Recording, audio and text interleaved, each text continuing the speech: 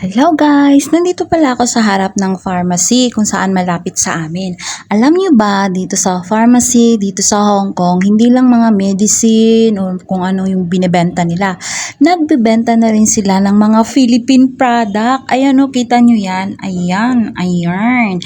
Dahil ba naman sa dami kasi naming mga Filipino na nagtatrabaho dito sa Hong Kong at saka may nakapag-suggest na rin na ganyan, magbebenta kayo ng ganyan. So kaya meron silang mga produkto ng Pilipinas. Tingnan nyo, may dato puti. Ayan.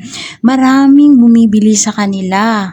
At i-compared mo yung presyo nila kaysa dun sa Filipino store dito sa Hong Kong, ay mas mura ang sa kanilang binibenta. Kaya dito na ako bumibili kapag every time na gusto kong bumili ng mga Philippine products like yan, o like nung cheese whiz, like yung mga chichirya. Ayan, tinitingnan ko yung Star Margarine dahil matagal na rin talaga ako hindi nakakain ng Star Margarine.